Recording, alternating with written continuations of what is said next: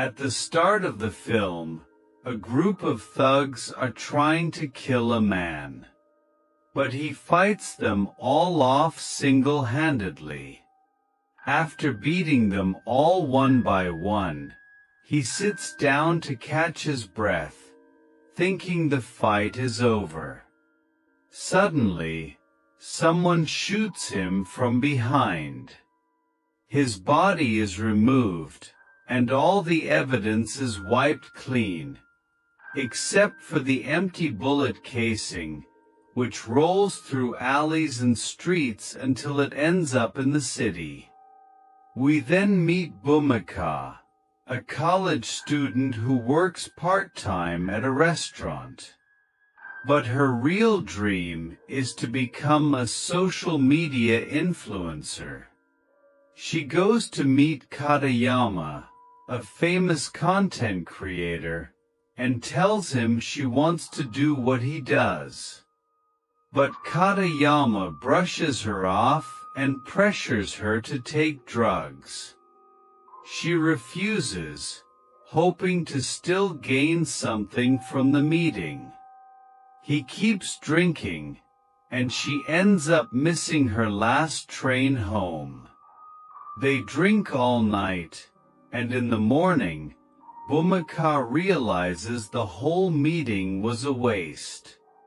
She regrets it and even thinks about kicking him, but holds back. On her way home, she trips on the stairs and finds a bullet casing. As she picks it up, she suddenly sees flashes, visions from the gun it came from. She quickly collects herself, puts the casing in her purse, and goes home. Outside her apartment, her friend Meiho is waiting. Meiho has bruises on her face. Bhumika asks her why she doesn't just break up with her abusive boyfriend. They go inside, and suddenly Bhumika sees a blood-covered man standing at the door. Shocked, she asks Meiho who he is, but Meiho sees nothing and thinks Bhumika might be on drugs. When Bhumika throws something at the man, it passes right through him. She starts yelling, "Ghost! Ghost!" and Meiho starts to panic too. The ghost eventually disappears, and Bhumika calms down. Meiho gets a message and has to leave, but before going, she tells Bhumika to see a doctor. As Bhumika shuts the door, she hears a voice behind her. It's the same ghost asking if she should have let Meiho leave. Bhumika is terrified and runs to the door.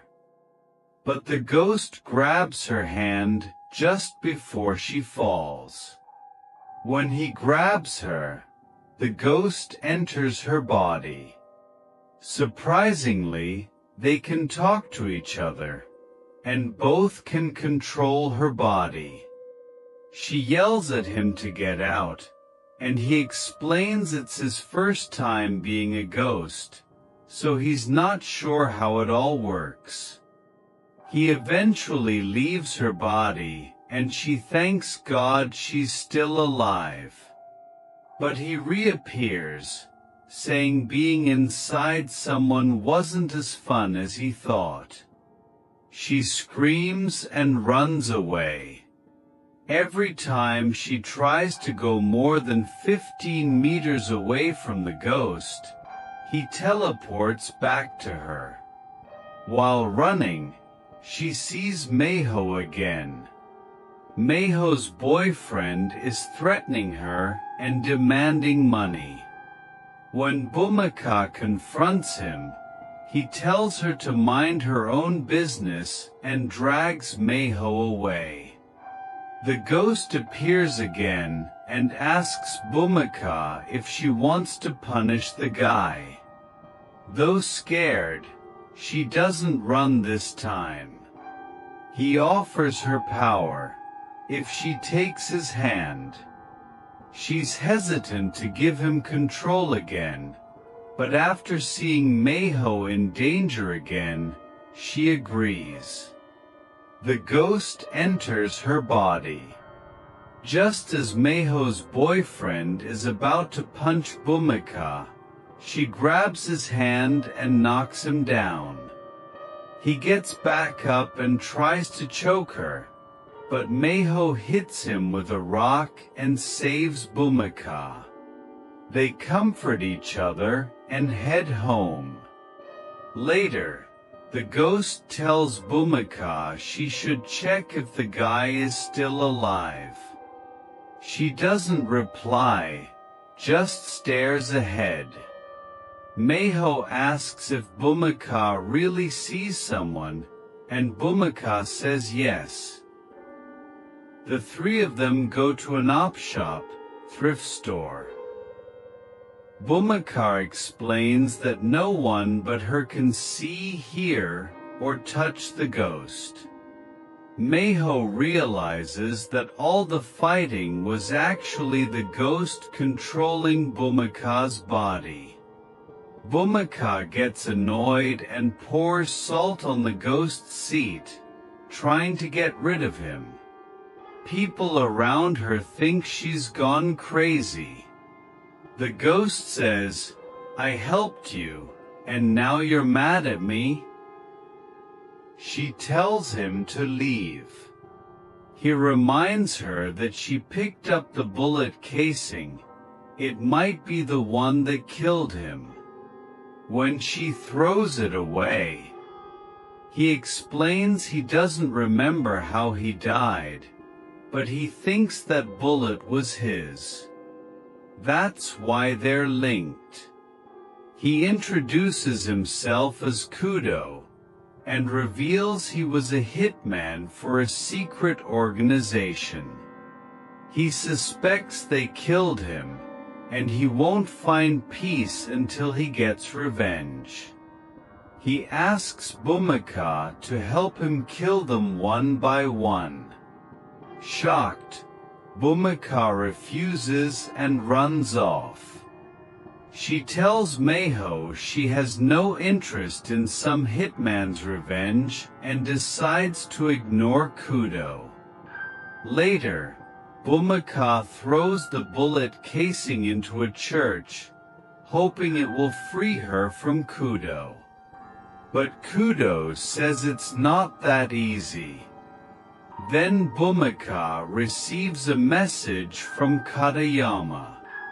He's with a social media star named Naromi, who has over 70,000 followers.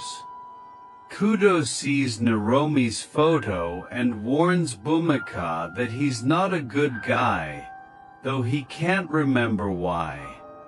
Ignoring Kudo, Bhumika joins the two men at a bar. She soon realizes they're trying to drug her. Her vision blurs, and she tries to leave.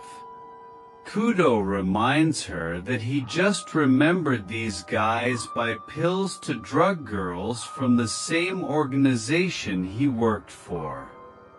Bhumika isn't sure whether to believe him, but takes no chances. She tells Kudo, "If this is true, I'll break their bones." She agrees to let Kudo use her body again. He asks, "Why should I help you?" She says, "Because after this, I'll help you." He also suspects the bartender and staff are in on it. As expected, the bartender drugs her drink, but Kudo warns her.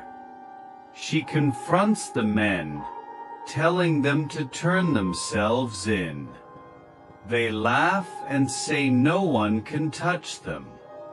Kudo enters her body, and Bhumika beats them all up like a pro.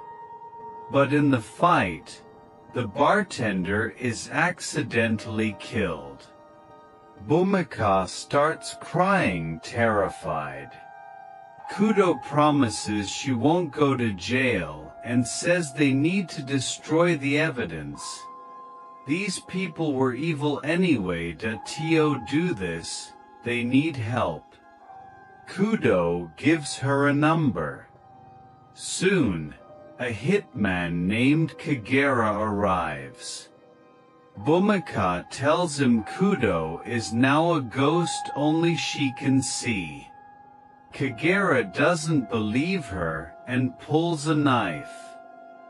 Kudo enters her body and disarms Kagera in one move. Realizing the truth, Kagera agrees to help. They dump the bodies in a car. On the way, Bhumika asks how Kudo died. Kagera says their organization's old boss died recently, and his son took over, doing shady things that Kudo didn't like. She suspects the son ordered Kudo's death. They drive to the place where Kudo was killed, and Kudo starts to remember things. After the job is done, Kagera drops Bhumika home and asks if she can really see Kudo. She says yes. Back at home, Bhumika thanks Kudo, saying she doesn't know what would have happened without him. Kudo says he killed people in his past life, but now it feels good to help people. Bhumika asks him to promise that he'll stay a hero in the afterlife, and he agrees. Meanwhile, the new boss is nervous that Kudo may still be alive. Kagera meets him and tells him Kudo's ghost is attached to a college girl. The boss doesn't believe it, but sends his men to check it out. Kagera warns that regular goons won't survive. Soon, thugs show up at Bhumika's apartment. Kudo wakes her up, and when the thugs break in, he uses her body to take them down. Bhumika escapes and runs back to where Kudo died, only to find Kagera already there. He admits he leaked her location. Kudo is furious. Bhumika yells at him for ruining her apartment. When Kagera points a gun at her, Kudo takes over and stops him. A fight breaks out. Kudo regains the memory that Kagera was the one who killed him. Kagera confesses he was ordered to do it. Kudo had already given up on life and let it happen. Kagera Staatskröning to. Meanwhile, the boss is angry that a college girl is defeating pro fighters. His men tell him it's because Kudo's spirit is inside her. Kagera tells Bhumika she needs to leave town, but Bhumika decides to kill the boss instead. That way the organization will fall, Kudo can move on, and she'll be safe too. Kagera is against the plan, but she doesn't care. She leaves with Kudo. Kagera later joins them with a car and agrees to help. They reach the organization's base. Kagera scouts ahead. Bhumika and Kudo sneak into the weapons storage. Since no one can see Kudo, he guides her. After arming up, they storm the place. In an epic shootout, they take down all the goons. Kudo shoots the boss in both legs and brings him to his knees. Bhumika says, "I want money for my apartment." The boss says, "You ruined my empire for an apartment?" But she really did it to set Kudo free. Kagera kills the boss. Bhumika, limping and exhausted, walks home, thanking Kudo for everything. But when she turns around, he's gone. Kagera says, "Did he say anything?" She replies, "I think he's gone." Kagera is happy and offers to pay for her apartment repairs. A few days later, Bhumika finds the same bullet casing again while walking. She smiles and keeps it in her purse, just in case Kudo ever comes back.